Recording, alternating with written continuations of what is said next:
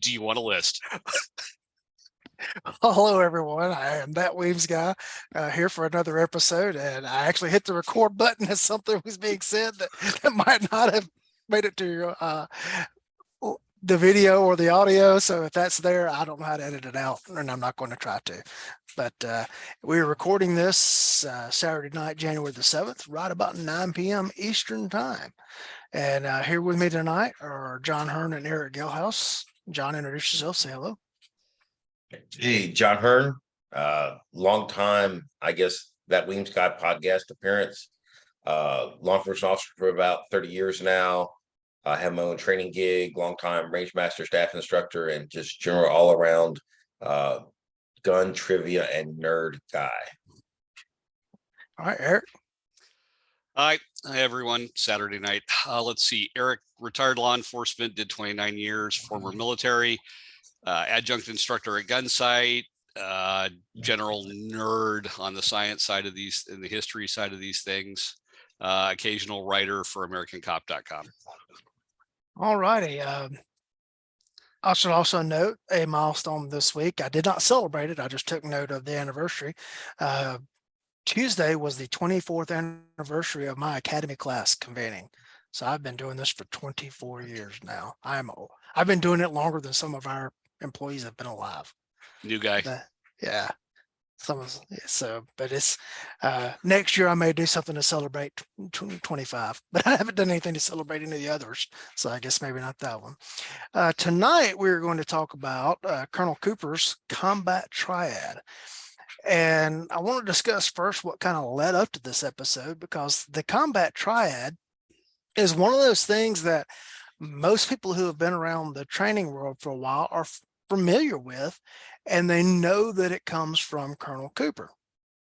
Well, I had a project in mind that would involve some discussion of the combat triad, and so I wanted to find where it was in Colonel Cooper's writing so I could properly cite that.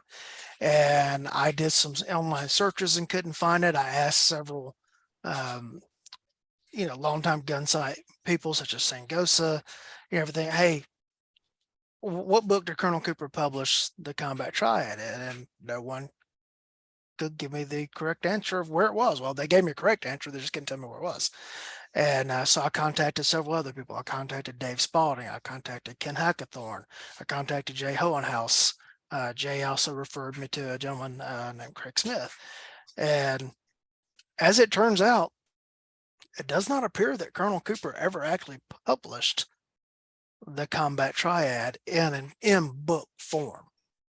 Now, Mr. Morrison's book is based around the combat triad, and we're going to get into that. Erick's holding that up right now. We're going to get into Mr. Morrison's book and the actual combat triad shortly, but it's just interesting that it's just everyone knows about it, but it's not in print form. And now we're going to go to Erick, and Erick's going to kind of give us an overview of the combat triad. So just to kind of add to what Lee has said, there's the Gunsight gossip, which preceded kind of Rich G and Jeff Cooper having their falling out at Gunsight. And then there's the Cooper commentaries that come after that. The commentaries are all available in PDF form. And this afternoon, I ran through about 12 years of them on searches, and I found one mention of the triad. One, and it was discussing caliber and stopping power, not the origins of it or where it came from. So what Colonel Cooper did put together was the triad, and it consists of mindset, marksmanship, and gun handling. And when it's depicted as a triangle, mindset is always the foundation part. It is the bottom, it is the underpinning. The other two will rise from there. So mindset is all the thinking side of it. The way Morrison describes it is it's not only the mental willingness to do what needs to be done, but it's the safety principles, the training psychology. And he puts the tactics there under mindset, which is interesting because it's not where it comes up later on. He then talks about the marksmanship side of it, which is aligning sights, pressing the trigger, like we were kind of discussing in the pre-show. And then gun handling is everything else. Malfunction clearances, reloading, positional work, right? Whole presentation work. So those are the three. It's where I've seen kind of the most discussion on it is in Modern Technique of the Pistol, Morrison's book that he wrote in the late 80s that was published in 91. In that it's kind of 4 sections in the book, and the first 3 are the combat triad explained, and then those sections consist of chapters that support that subject area. Okay. John, you got anything to throw in here? I was just gonna throw in there, I think I'd thrown out a text message to some people that I know and respect, that I would have sworn that I read somewhere that Cooper had stated that the triad had arisen out of his analysis of failures in gunfights.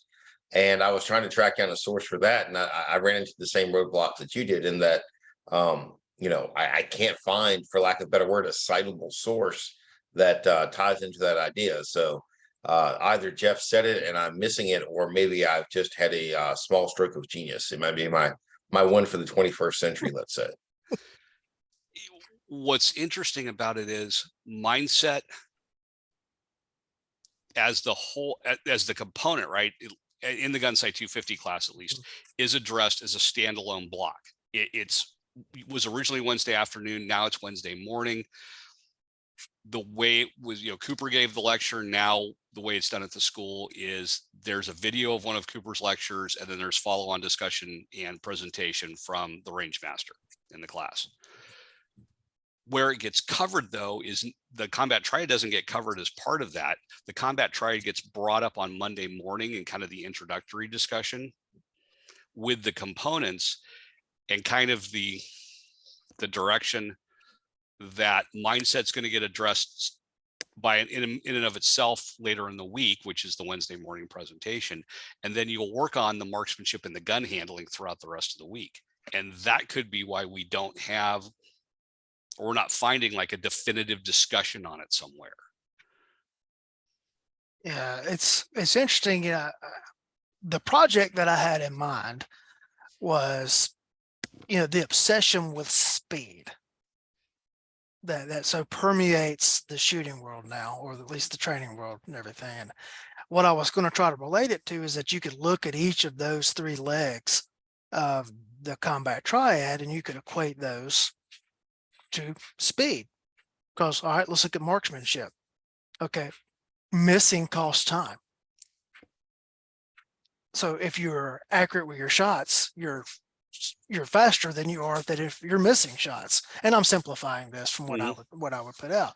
An effective hit to a vital area is more likely to stop an attacker more quickly than periphery hits are. And that's where I was going to go with on marksmanship equaling time. And then I was going to go with, the manipulations or gun handling equaling time, because all the things, if you have a malfunction, the longer it takes you to clear that malfunction, all right, that's costing you time. While I'm not huge on you've got to have this sub-second draw, obviously there's a difference between a sub-second or a 125 draw and a 2.5 second draw or presentation to the target. So I was going to go at it from that angle. And then I was going to approach the mindset from if you're aware and you recognize the threat before the threat is actually attacking you, that is going to be faster than you actually trying to respond as you're being attacked. And that's kind of where I was going to go with all of this. And I sent that in an email to Ken Hackathorn, and his response was, "You're partially right. We need to talk." So I gave him a call, and I'm not going to quote everything that he said, but he was like, you're on track on some of the other, but if you look back at what Colonel Cooper actually said in his lectures, all right, he included tactics as the gun handling, not just the physical handling of the gun, but tactics as well. I still think that my premise holds up, but obviously tactics are going to play into speed. Or the absence of it. Exactly. Right. Dave has talked about the deliberate nature of things. So, which kind of goes counter to the speed. He's also talked about gunfights being won in seconds, not tenths of seconds, which when I hear that gets me down takes me down the left of Bang Road, right? Is Dave talking about the seconds that precede the go signal? Right. taking away the need to work intensive seconds after it. Mhm. I do find it interesting though that Ken brought up the tactics being part of gun handling, where I think most of us put it, or most of us think of it as. Whereas I've got Morrison back in the historical era saying, no, it's part of mindset, which to me is kind of fascinating. And I had missed that before. I just caught that when I was going through the sheets. Yeah, I've got a copy of Morrison's book. It is hiding very successfully from me at the moment. And it was obviously it's not on Kindle. And so all of my notes are highlights in the book and stuff handwritten in margins and stuff. And I can't find the book to find my notes. So that's one of the things I love about Kindle now, is that I can highlight and make notes during a book while I'm reading, and I can pull it up from any device that I can get on Kindle. I wonder what the difference is there. Is that something that, why? I guess you could say that tactics fit in both places. I think you can make that argument. I was going back through, I've been on this marathon drive across the entire eastern half of the country, and I was trying to catch up on a bunch of YouTube videos. And we do have some recorded lectures from Jeff. And I think it's one of these situations where he thought it was so obvious that it didn't require a lot of enunciation and detailed explanation. But one of the things that when you watch his lectures is that it seems to me that one of the core aspects of mindset is just that of acceptance. He talked repeatedly about how the students that have won fights didn't win it because they were exceptional marksmen, but because of the way that they thought. And I think the cornerstone to the way that those people were thinking was simply an acceptance that bad things can happen. I think that part of the problem is that most people wander through the world without an acknowledgement of why they might be carrying the gun or any other self-defense tool. So just having an honest conversation with yourself that there are evil people in the world, bad things do happen to good people, and being willing to accept that puts you so far down the road. These are, fairly simple statements, but I think they're lost by a lot of people. And arguably part of the reason I think tactics fit into mindset is that if you accept that evil exists, you're going to naturally maneuver yourself to a position of advantage as you go through your daily life. We're not talking about, large military engagements. We're talking about fairly short duration, high intensity personal conflict, where simply being closer to a piece of cover than your adversary can have a huge difference. So I think we're in this bizarre situation where, the man that told us that if you didn't write it down, it didn't happen, actually failed to write down in great detail some really, really important points. Yeah, that's kind of baffling to me, because again, as we said in the intro, the Triad is, everybody knows if you say combat triad, it goes back to Jeff Cooper, but it's not published anywhere. But everything else he's thinking of was published. Eric, you had a thought just a second in ago. excruciating detail. Now I can't remember what it was. Talking about mindset being under, or excuse me, tactics being under mindset. No, I think John's explanation of that, his positioning on that makes perfect sense. In light of the acceptance of bad things happening, of evil in the world, that you reprogram how you go through life. I know the putting it over in the gun handling part of it made sense to me, because that's where we're doing everything else: drawing the gun, manipulating the gun, loading the gun, reloading the gun, clearing stoppages. That made sense over there. I think it fits in. It doesn't fit in marksmanship, but it fits in, the tactics fits in either of the other two places. Cooper did, by laying it out the way he did simplistically, it makes sense, right? And like you're saying about, we can't find it, it's probably because it made so much sense to everyone that we didn't have to.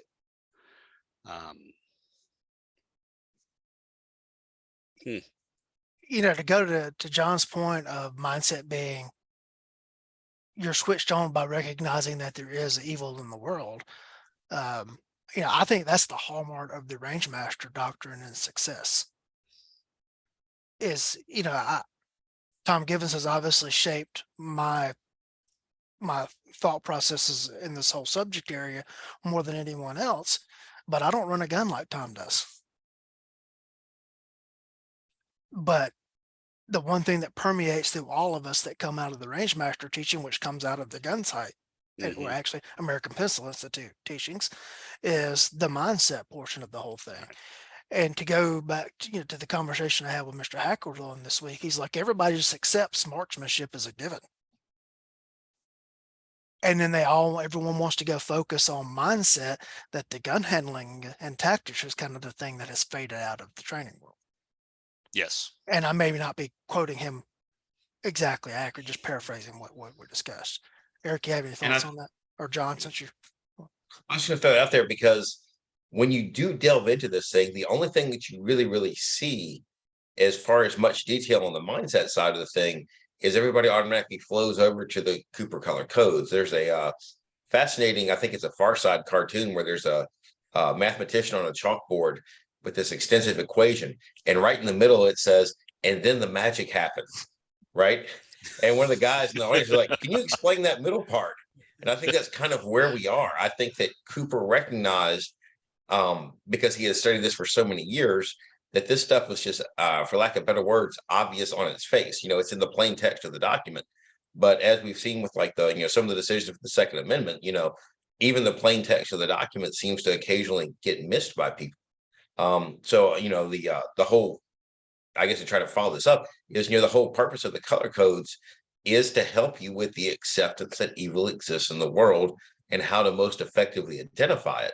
But one of the things that I found interesting was I was digging through my own thoughts, for lack of a better word, and one of the things I find fascinating about Jeff was he was able to intuit stuff that we now can better explain through science.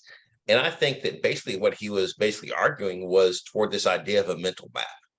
I've talked about a lot about this in some of my, the stuff that I do and stuff like that. But Cooper automatically assumes that the reader has a mental map that matches up with his, and we can proceed kind of in lockstep from there. But I think that foundational mental map is an important part of what we're missing in this whole process and what we're trying to find, I guess, in this discussion. Fascinating, because I'm thinking back to the design of the shoot houses, both the original funhouse and playhouses. I went through them in the mid 90s. And there was a fair amount of removing novelty in them.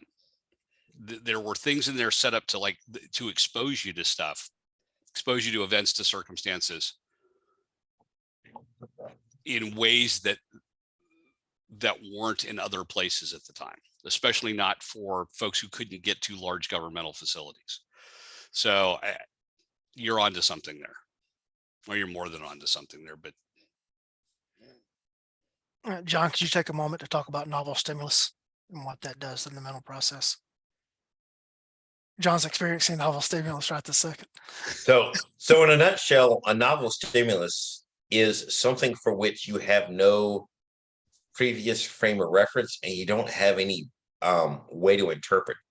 And that's one of the key signals that forces the mind into a much more emotional reaction, in which necessarily in the gunfighting example, all those skills that you've been developed may not be as accessible because you're struggling with that. Going back to Erick's points about novelty in the shoot house, I think we take for granted in 2023 that everything that we know today was previously known. And, I think about going through the fun house, for lack of better words, and, early in Gunsight, they were pushing out, for lack of better words, I apologize, those cartoonish threat targets. I think they were made in Belgium for some reason. That's anchoring in my mind where they came from.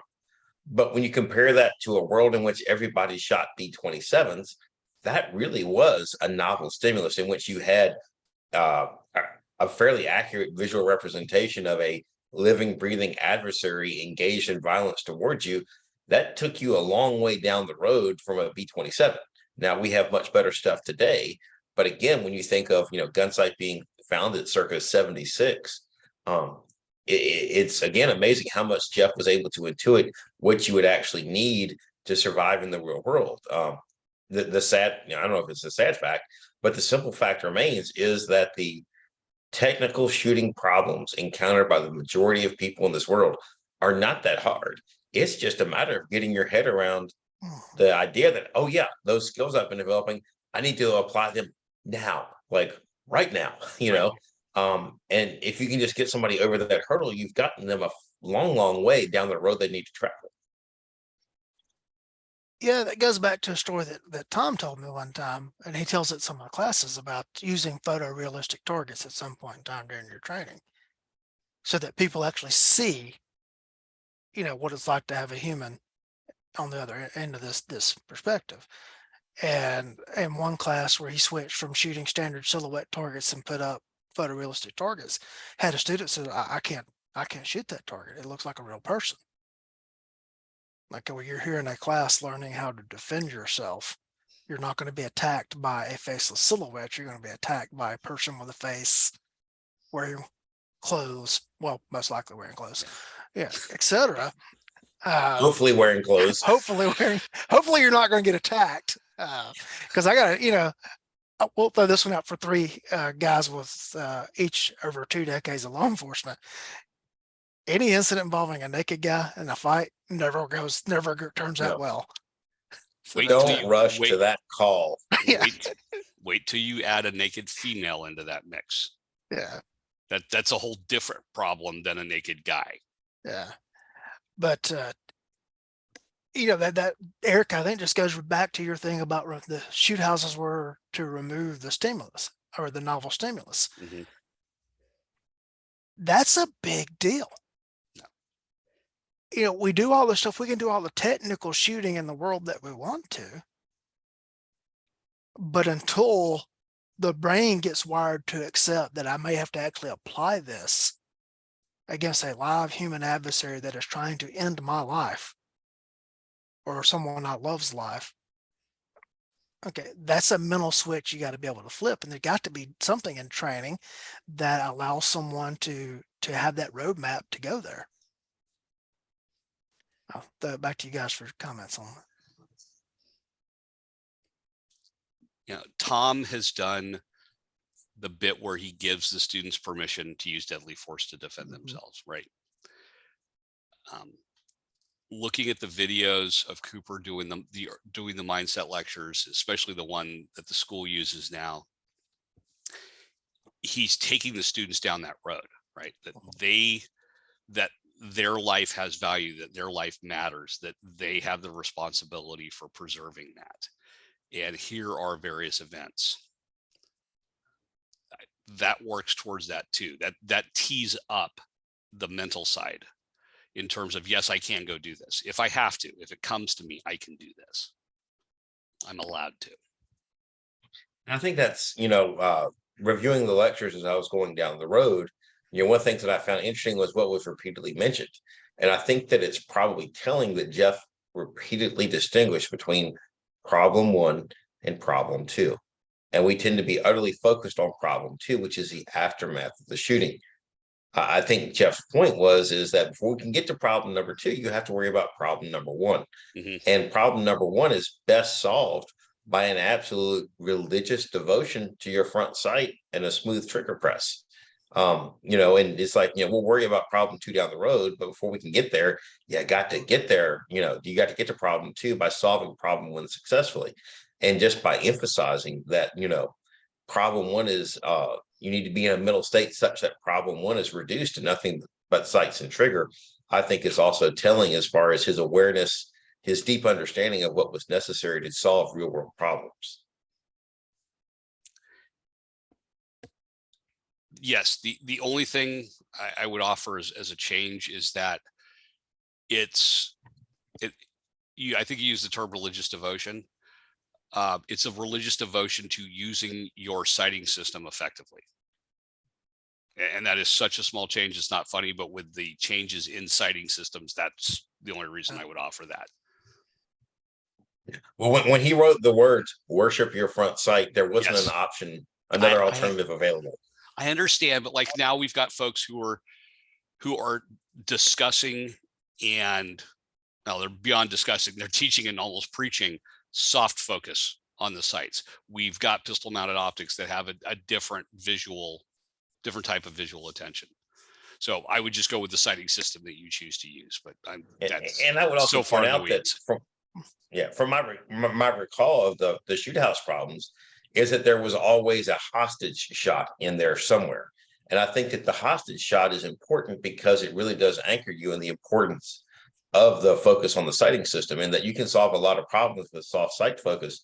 But if you're, if I'm the one who has been taken hostage, I would appreciate a slavish devotion to your sighting system in that particular instance. Yes.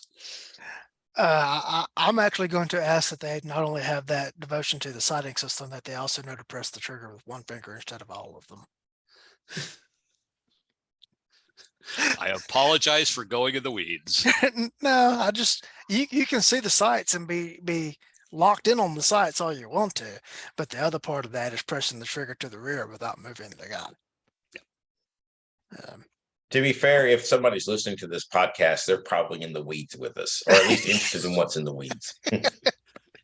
If they're not, This is doing not a stuff, podcast that appeals to normal people. Bro, and we're that's- not. Go ahead. No, No, I was go just saying we're not Joe Rogan.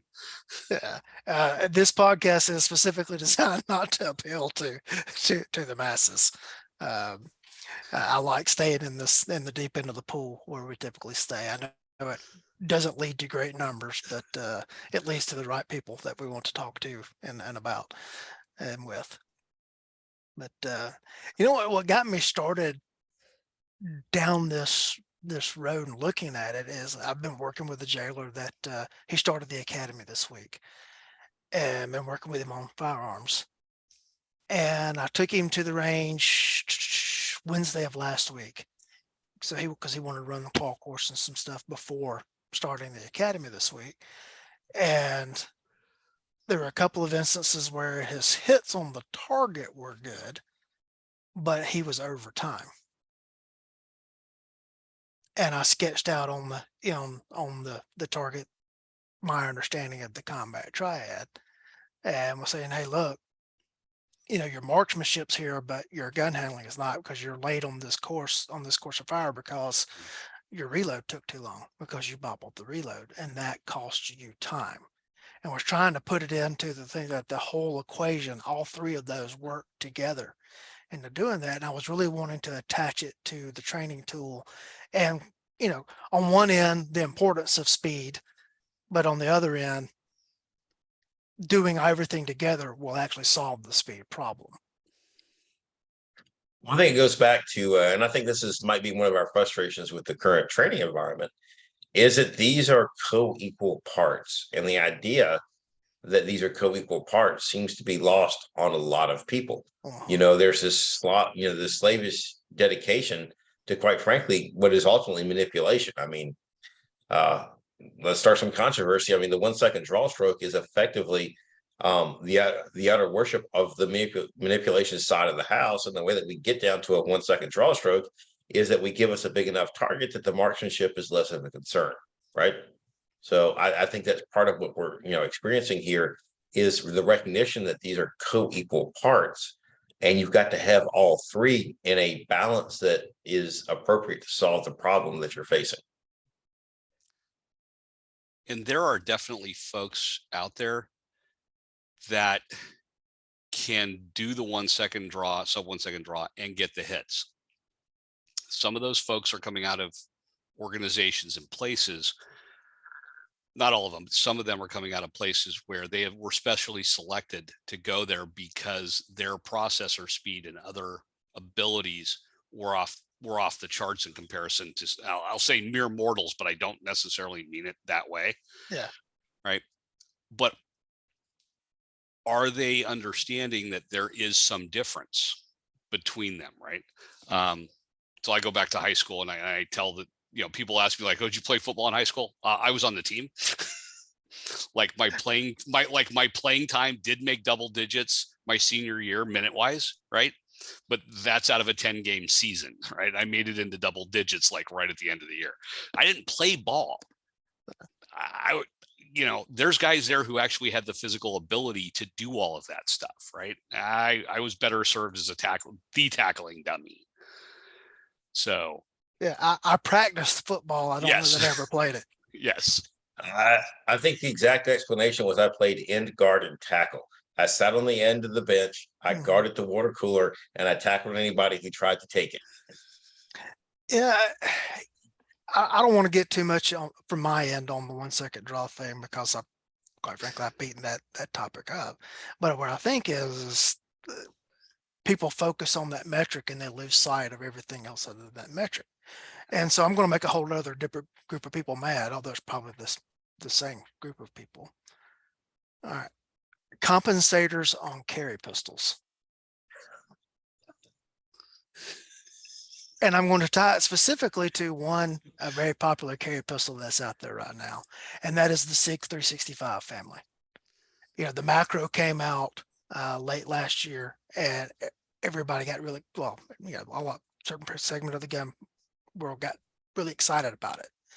And I'm sitting there looking at it. Well, they ruined it by putting that stupid velocity reducer at the end of the barrel. They gave up a half of inch of their effective barrel length to put that compensator in it. And it's also that the gun shoots slightly flatter to give faster split feeds.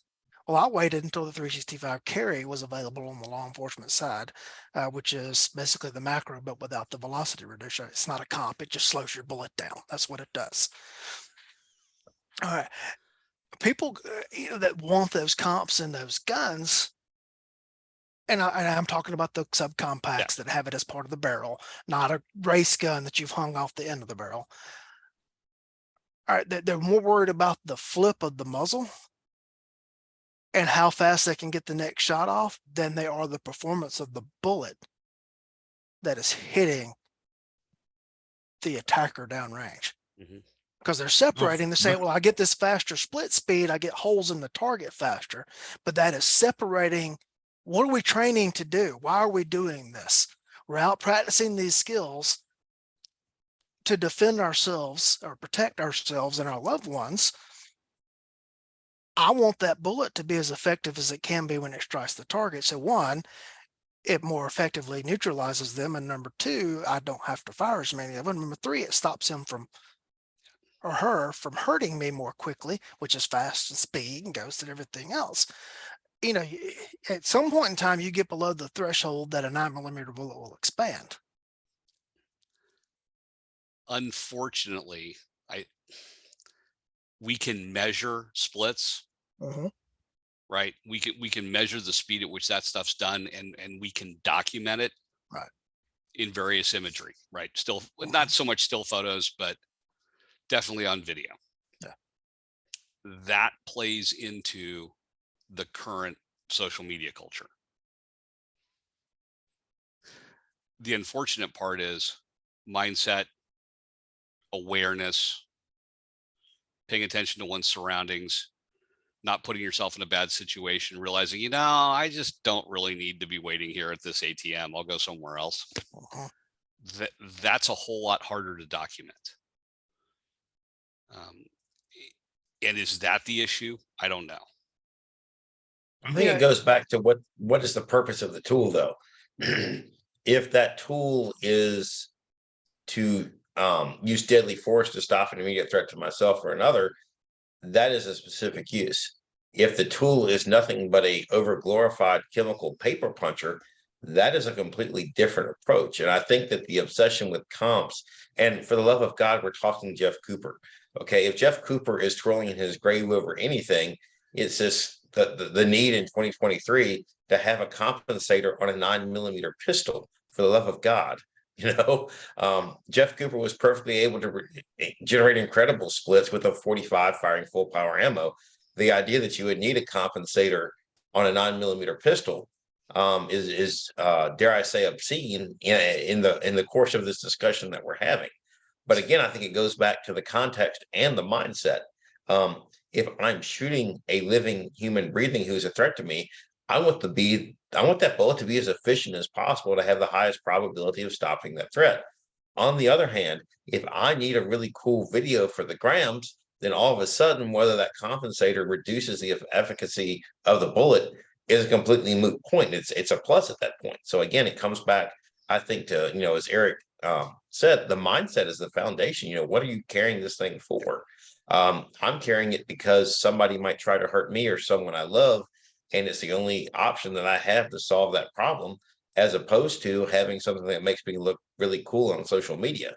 And again, it goes back to, I think some of the discussions we've had is that, you probably shouldn't judge your instructor by the number of followers they have when it comes to picking somebody to train with.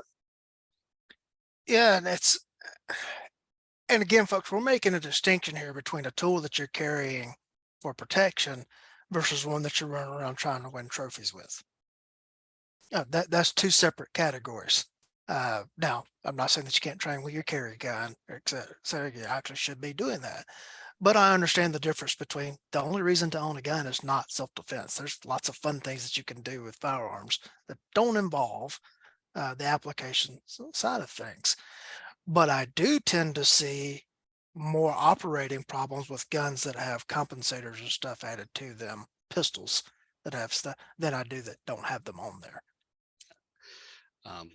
Just two things on that. One, I did try to add a compensator onto a Glock 19, which is probably hands down the most reliable pistol ever made. And all I did with that compensated stop. Although that's going to come up again. Oh, that is going to haunt you. I no, but let me finish, right? Because I'm not a Glock fan, which is why I put the compensator on the Glock. And I was still working, so this was several years ago. All it did was turn the thing into a malfunction extravaganza. Mm-hmm. I could not get that gun to run reliably, and that was with a KKM barrel and comp. Second, the bit about what are we doing versus how does it look like, and then I'll just plug a hashtag here because I'm still trying to figure out how that whole thing works. Gram, not gram. Gram is in objective reasonableness, not gram is in the Instagram, right? So just kind of something to think about there, right? Like what works, what matters versus how does it look? Yeah. Why would I bolt something onto my defensive tool that I know is going to make it less reliable? Now, I know there's people out there that are screaming at their YouTube or their podcast feed, not my gun. It runs perfectly fine, when I have this perfect formulated ammunition that has been tuned to the gun to make it do that or whatever. And folks, if you're putting that comp on your pistols and going out there and it's being 100% reliable, you don't have to satisfy me. You got to satisfy you. I'm just looking at the whole mindset portion of this. What is most important? Well, I would also, one of the passing thoughts I'll throw out there is that I think SIG has done a very good job of making those devices very, very reliable. The way they have done that is by reducing their value as a compensator. A compensator was effectively a jet nozzle that directed the blast up. What SIG has effectively done is put a big expansion chamber on the end of the gun, and you can see very mixed reviews online as to whether that particular design has the benefits that everybody thinks it has, but that's what you have to do to make sure the guns are 100% reliable. Is it's just an expansion chamber. It's no longer a jet nozzle to direct the gases in a particular direction. Yeah, but when every discussion you see of it, people talk about it makes the gun shoot flatter. Okay, yeah, maybe it does. That may be the difference between a 0.35 split and a 0.29 split. It may be. But in the real world application of that, that's not a big deal. It only matters with the timer. And what was the Cooper saying about chasing incidental increments? Preoccupation with insignificant increments. I was going to say inconsequential, but yes, we're right there. Yeah. I do have a question. Sure. Does that 0.29 to 0.35 change your processing speed? Are you able to process the thing any better in that 6/100ths of a second? If you can, great. If you can't, maybe it's not for you. And John Chapman from, originally LMS Defense and now Forge Tactical.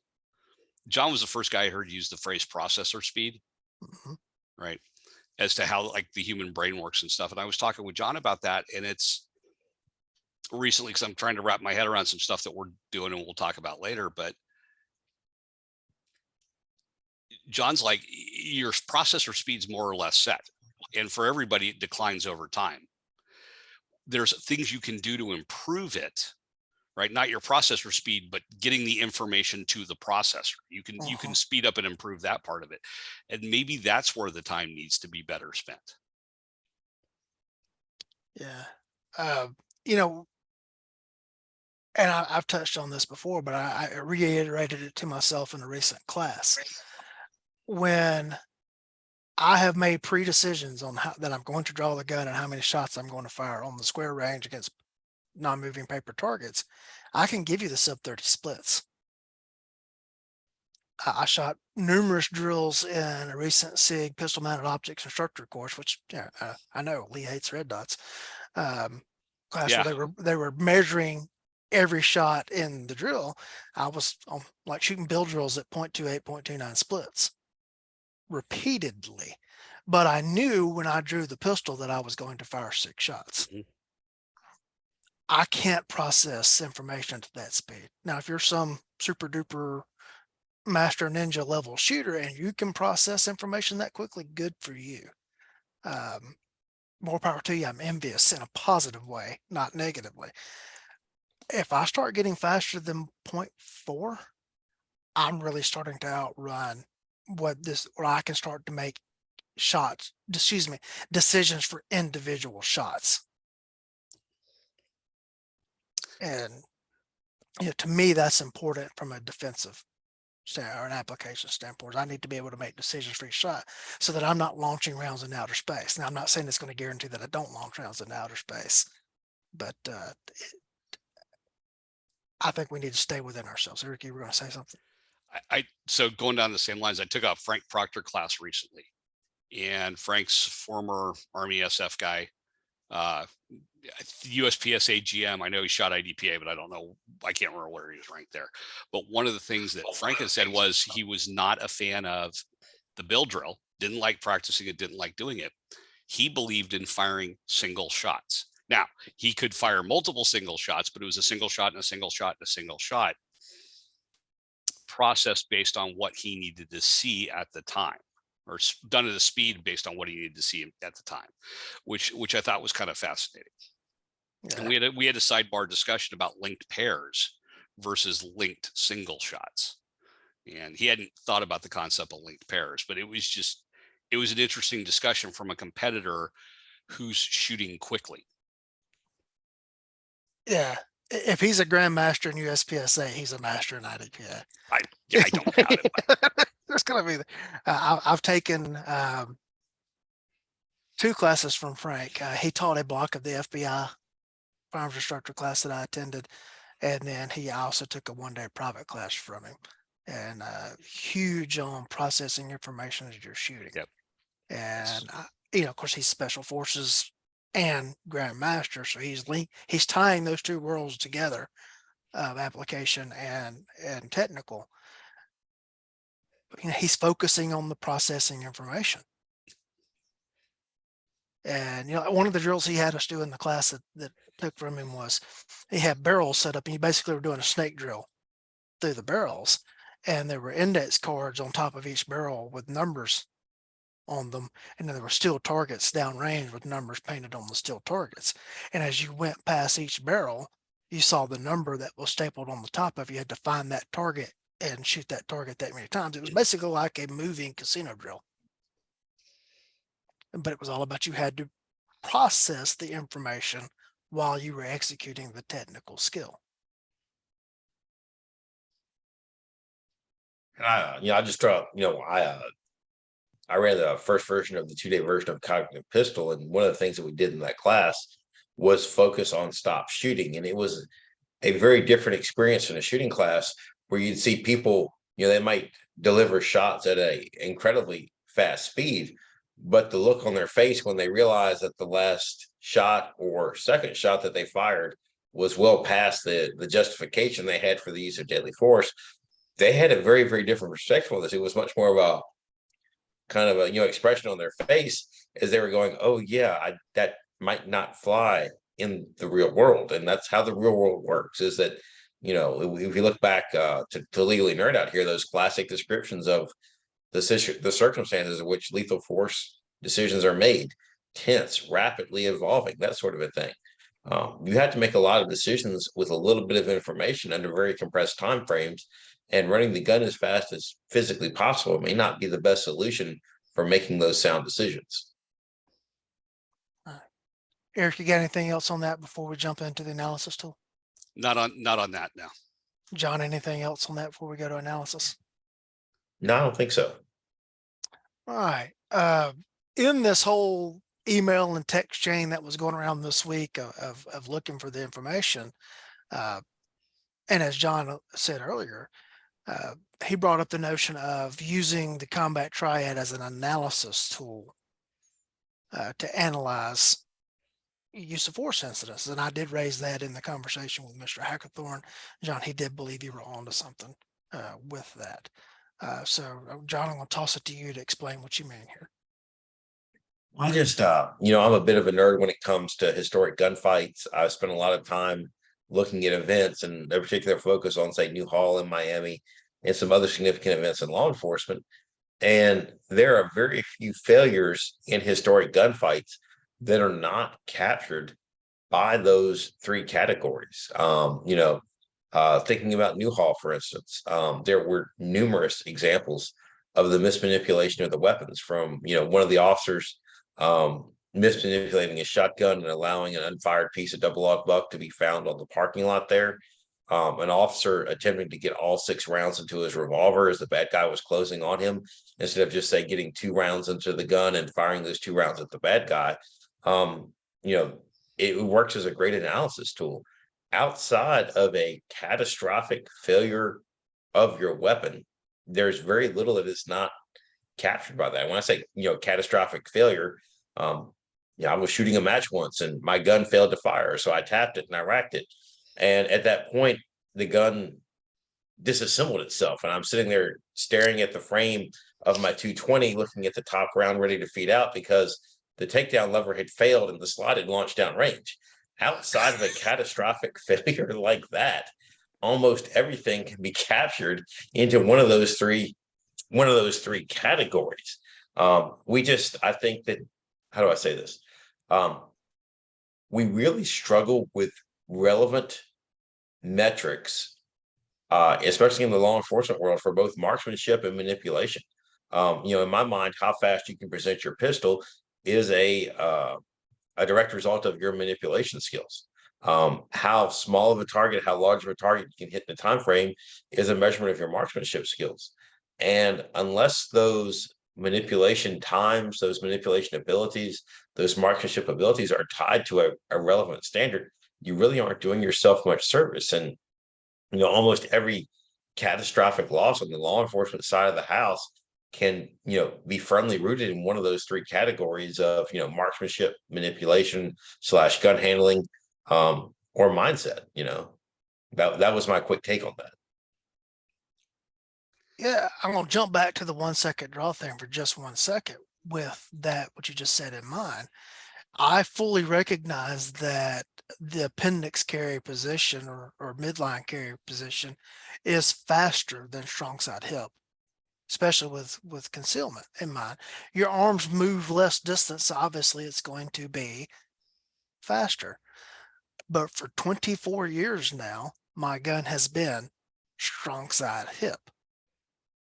And if I go out and I put the gun in an appendix, I go out and I shoot a few drills. Well, yeah, I got, a 10th or 0.15 off of my draw speed. So I'm going to carry that gun here in appendix.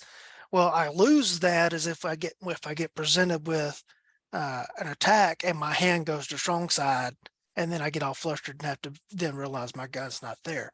Now, I understand as I say that does not apply to someone that exclusively carries an appendix position. That's where they've trained. That's where in their mind, the gun's going to be.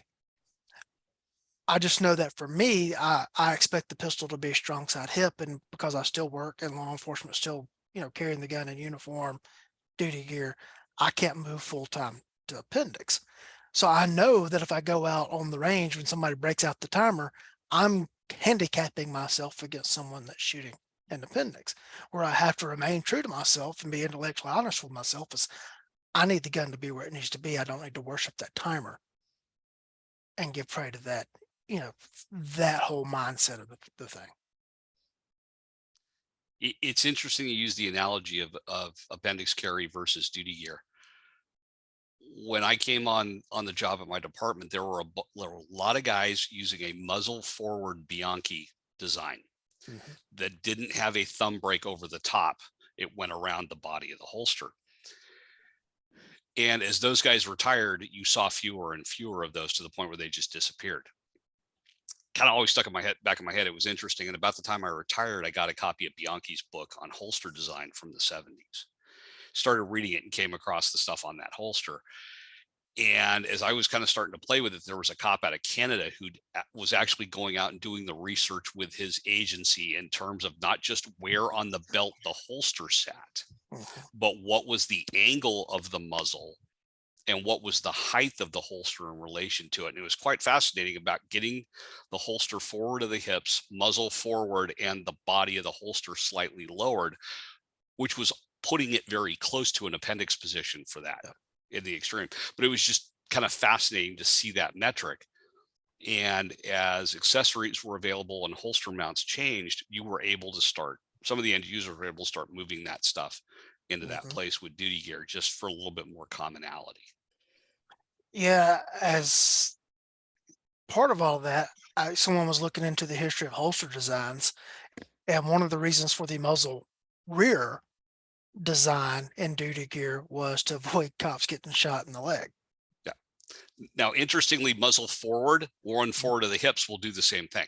Yeah. But like US duty gear, which is kind of now we're going like tangent stuff, but US duty gear, which is a spin-off of Safariland, they have gone to almost a zero cant. Listening, because they've been listening to officers and been looking at the change in data from what Safariland had done with the muzzle rearward previously. Yeah, with my Safariland stuff, the ALS series and the SLS series of stuff, I have long since been trying to run them in a straight up zero cant. The one problem you get into with the forward cant is it works great if you're standing on both feet on the range. How does it work when you're seated in a car? I can't tell you. I don't have as much time in the car with it. I can tell you it works okay in the courthouse. Okay. So where you're seated, more often than not. A cop I know that is he's no longer in law enforcement. Very skilled shooter. When he went to the carrying off-duty concealed an appendix, he switched his duty gear setup, not necessarily to an appendix draw, but he did go forward to the hip and changed the rod height and everything, so it more closely replicated an appendix. So his gun's basically in the same spot all the time. All right. Well, I think that some of that goes back to the standards you're holding yourself to. I've done some work with my guys. I would say my guys are some of the better LE shooters around the country right now, because I consistently hold them to demanding standards like the Bakersfield Qual and stuff like that. And we were playing around with some year-end money and buying some different holster mounts. And I've got this one particular guy who has these obscenely long arms. Like, I mean, you really wonder who his father was from the standpoint of whether he walked on his knuckles kind of thing. And when he swapped from a Safariland really, really low drop to that the True North rig, he knows, like, well, it's only like a half-inch difference, but it completely changes my draw stroke. Well, yeah, because I'm holding you to standards that are probably more reasonable, but that's the kind of detail that you would never miss if all you cared about was passing an agency qualification in which allots you 3 seconds to safely get the pistol out of the holster. So again, by having unrealistic marksmanship standards, by having unrealistic manipulation standards, you're really doing yourself a great disservice.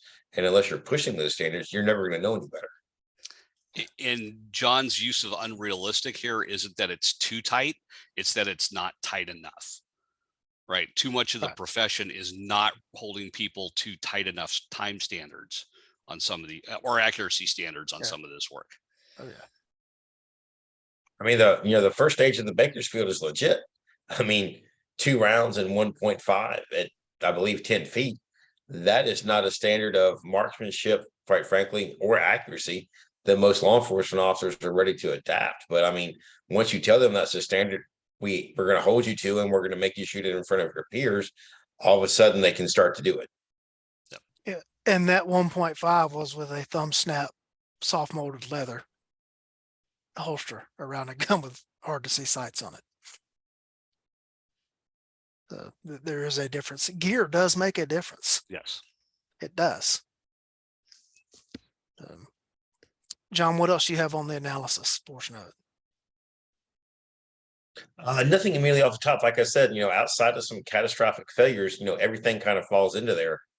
Just as a quick aside, I got contacted, and I was asked to give my thoughts on mindset, which I'm like, well, great, I'll give you my thoughts on mindset. Then they told me in 250 words or less, right? And I'm like, well, that takes all the fun out of it. John, you've never done but I anything think- in 250 words or less. Well, I He managed has. to pull it off in 240. But I mean, I think it comes back to that analysis tool is whether you have a valid mental map in your head. Mhm. And if you look at real world fights, at the demands that the real world requires of us, whether it's speed, whether it's the accuracy of a fight stopping hit, ultimately whether your mindset is anchored in reality is really what's going to tell on you when it comes down to the analysis. So again, I think that the mindset is the foundation of everything. For instance, there's been a greater emphasis these days in emergency medicine. Well, if you look at real world fights, you understand that people get hurt, whether they perform well or not. It naturally flows from a realistic mental map that we have some ability to deliver first aid to ourselves and others. So I think as an analysis tool, it holds up remarkably well. Erick? With the only thing I would add is we have those events where the bad guy gets a vote. And then there's always going to be ones where you can hit every check block working through the triad, and the bad guy still gets a vote and wins. That said, we can cut down on our losses. I think if we're doing what John's talking about. I can remember Bulky a few years ago talking about doing the same thing, kind of taking the components of the combat triad and using that to dissect events.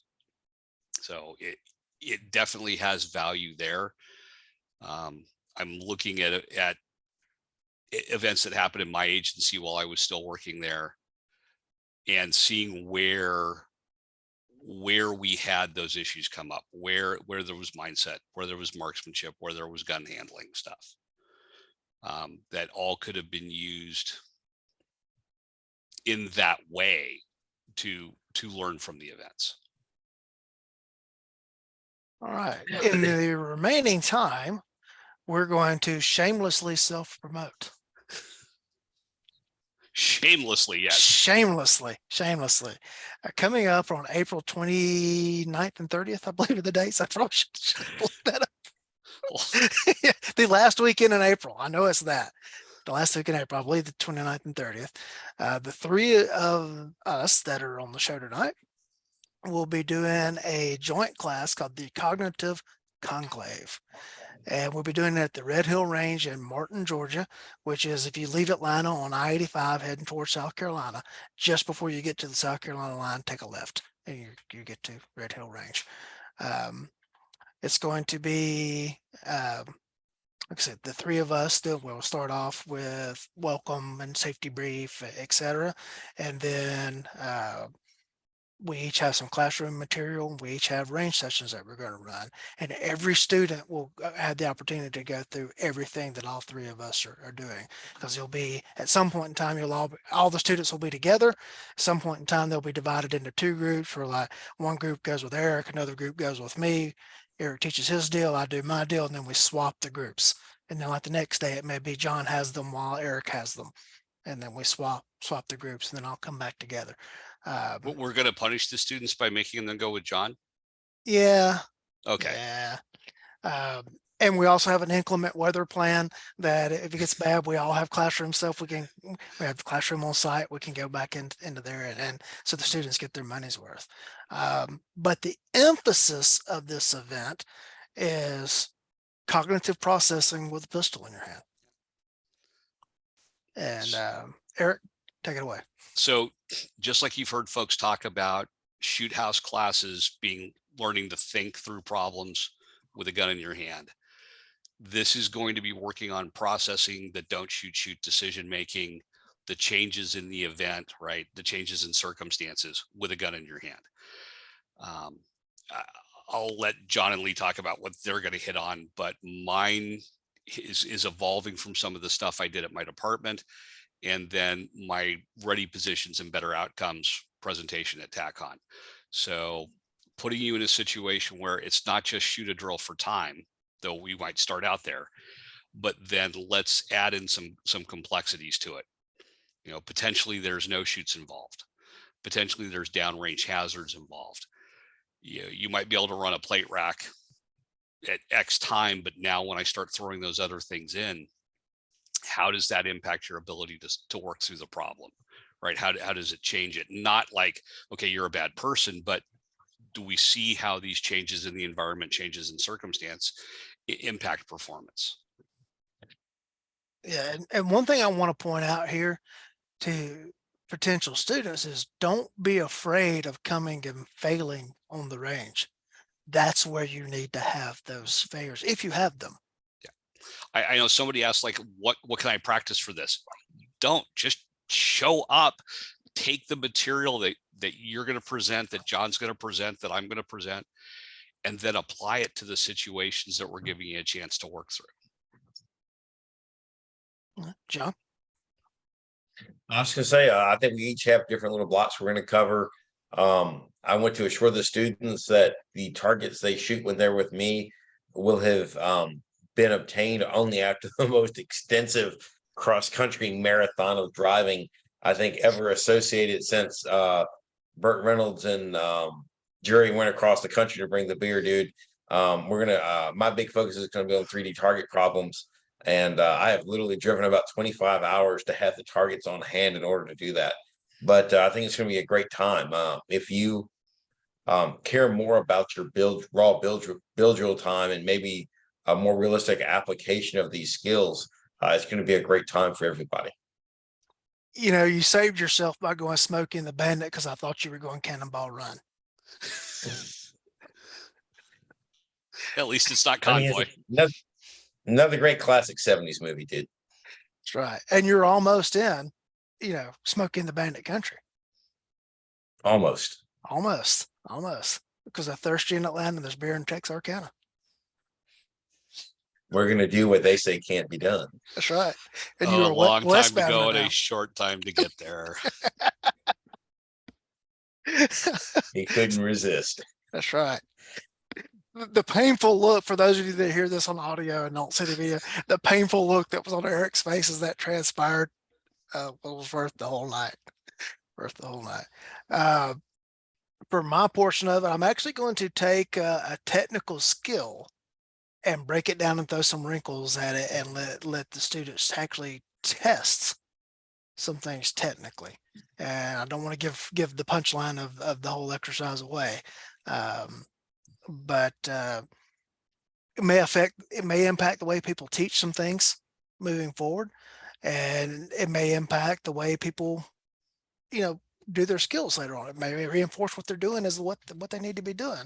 I will also say that the Magnificent Steve is feverishly working away in his maniacal workshop. And I need to get a request to the Magnificent Steve. Something popped into my head the other day that I want to add. So okay. I'll get a hold of him. All right. Steve loves to come up with, he has scolded me for referring to them as contraptions. They are apparatuses. But he sent me a video link today to 3 videos of something he's testing, and he referred to his own apparatus as a contraption.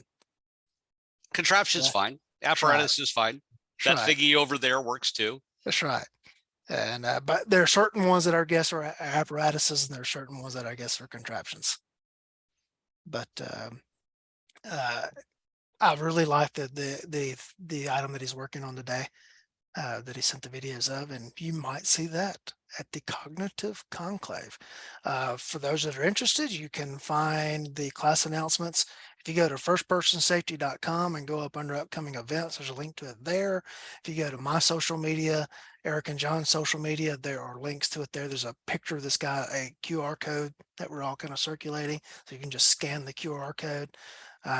For those of you on an iPhone, if you save it to your photos and then press and hold on the QR code, it will go to the webpage. I don't know how to do it on a heathen phone.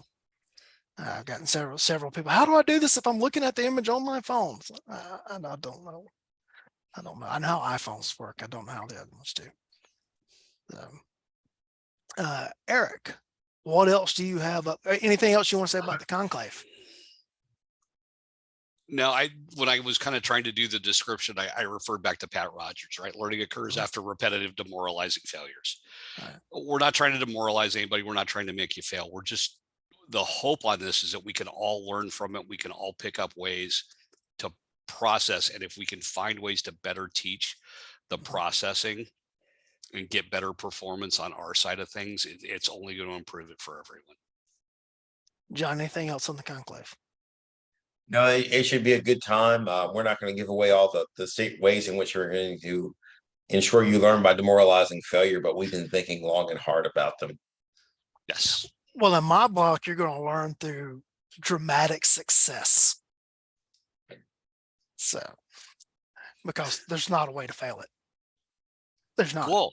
No, and I don't mean that. Yeah, it's not like it's an ambush or anything else. Right. Right. I took Justin Dial's technical force on force class this summer. And one of the reasons I went to a force on force class is because I wanted to be and test things in an environment, which if I screwed up, it wasn't that big of a deal. Yep. Screwing up on the parking lot for real is a big deal. Yep. And the hallmark of Justin's class was that he was putting us in mental states that would force the natural reactions there or your responses and to try to test you. And I found great benefit to that. That's, what I kind of hope we're going to do here is we're going to force you to process this. It's not a class where you just stand in front of a target and see how fast you can punch holes in the target. It's a class where you're going to have to process information so that you don't get the blue screen of death when you're, faced with an actual situation. Eric, what else do you have coming up? So I'm editor over at AmericanCop.com. It's an online magazine, part of the Firearms Media Group. So American Handgunner, guns, shooting industry, right? I'm kind of the bastard stepchild over there because I'm all online. My company's Cougar Mountain Solutions. You can find it Facebook, Instagram. And if you add /blog to the end of CougarMountainSolutions.com, you can find the website that we're feverishly trying to fix. Got several classes on board at Gunsight: shotgun, pistol mounted optics. My company also does those as well as low light applications and low light instructor classes.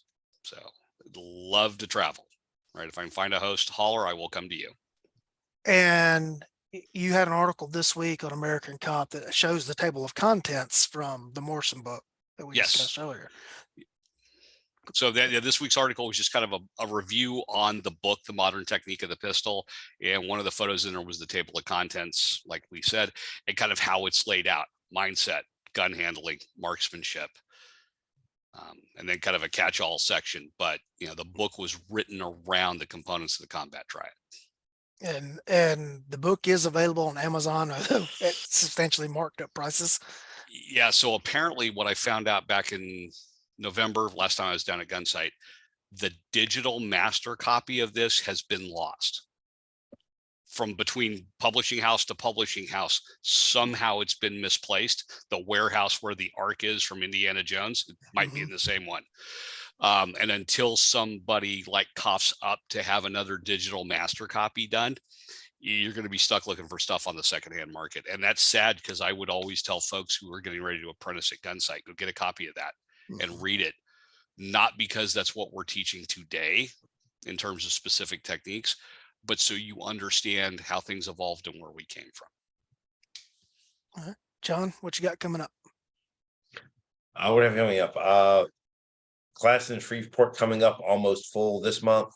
I'm going to be in Florida in February, 2 lecture days and a classroom. The only thing I have for sure is in the fall. For everybody that's complained, I never come to the Northeast. I'm coming to Culpeper, Virginia in September at Murphy's Place. This is your chance. I'm not going to ever come any closer. I can pretty much guarantee you. So, September in Virginia, and then October, I'm going to be back out in Oklahoma for probably Who Wins, Who Loses, and Why, as well as the 2-day version of Cognitive Pistol. When I started up my own training company, the 2-day version of Cognitive Pistol was what I had in mind. I am immensely happy with the way that class has turned out. There's not much else like it out there. So come out for a unique training experience. You'll at least talk about it for a while.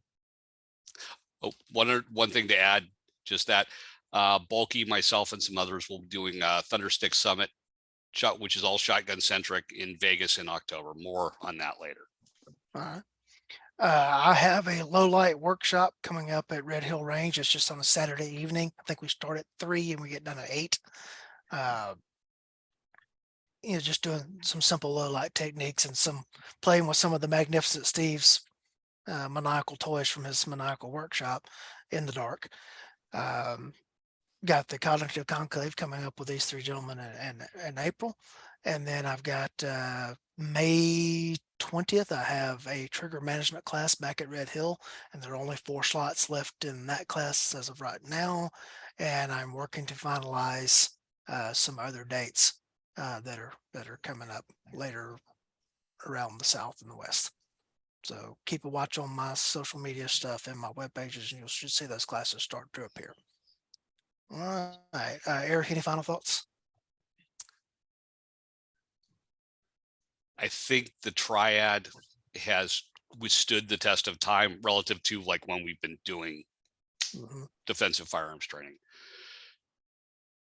It's worth understanding and processing, maybe not the specific way it was taught originally, but at least understand how the evolution has been across the board.